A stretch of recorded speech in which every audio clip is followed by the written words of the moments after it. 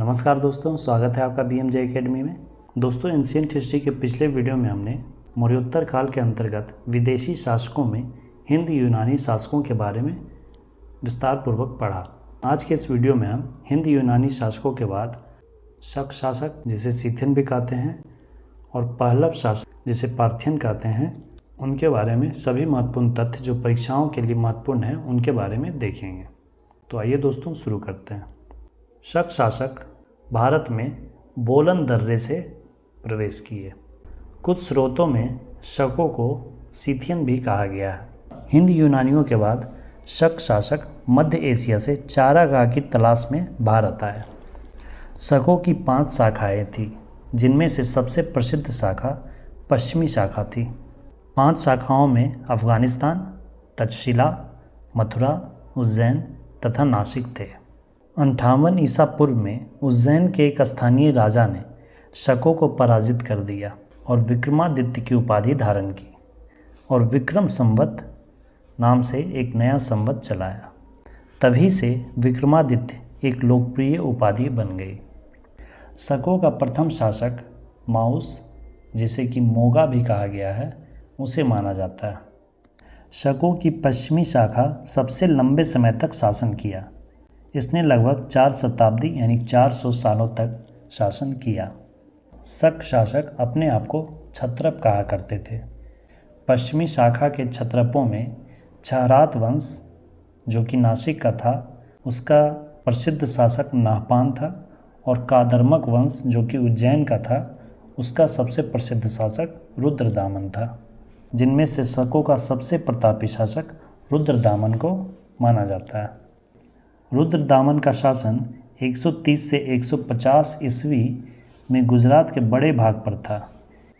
इसने काठियावाड़ के सुदर्शन झील, जिसका निर्माण चंद्रगुप्त मौर्य ने करवाया था, उसका जीर्णोद्धार किया था।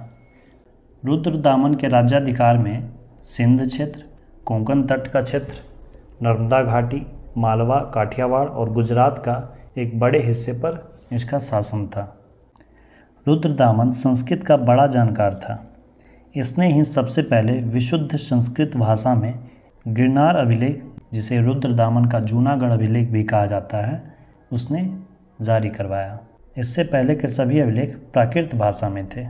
रुद्रदामन का जूनागढ़ अभिलेख, जिसे कि गिरनार अभिलेख भी कहा जाता है, यह पहला संस्कृत भाषा का अभिलेख था। शकों का अंतिम शासक रुद्रसिंह तृतीय था, जिसे कि गुप्त शासक चंद्रगुप्त द्वितीय, जिसके बारे में हम आगे के वीडियोस में पढ़ेंगे, उन्होंने इसे पराजित कर शकों के सभी क्षेत्रों को अपने साम्राज्य में मिला लिया था। अब आइए दोस्तों, पहलव वंश, जिसे कि पार्थियन कहा जाता था, उनके बारे में भी कुछ बिंदुओं को देखते हैं। पहलव ईरान के मूल निवासी थे। इनका मूल निवास ईरान था।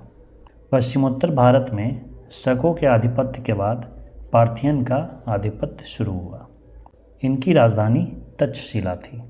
भारत में पार्थियन साम्राज्य का वास्तविक संस्थापक मिथ्रेडेट्स को कहा जाता है, जबकि पहलव वंश का सर्वाधिक शक्तिशाली शासक, सबसे प्रसिद्ध शासक गोंडोफर्निस था। इसका शासनकाल लगभग 19 ईस्वी से 45 ईस्वी तक था। गोंडोफर्निस के ही शासनकाल में सेंट थॉमस ईसाई धर्म का प्रचार करने के लिए भारत आया था। भारत में ईसाई धर्म का पहला प्रचारक यही था, सेंट थॉमस, जो कि पहलव शासक गोंडोफर्निस के समय ईसाई धर्म के प्रचार के लिए भारत आया था। पार्थियन शासकों का साम्राज्य का अंत कुषाण शासकों के द्वारा हुआ। दोस्तों, आज के इस वीडियो में इतना ही। अगले वीडियो में हम कुषाण वंश से जुड़े सभी महत्वपूर्ण जानकारियों को देखेंगे। कुषाण वंश एक महत्वपूर्ण टॉपिक है।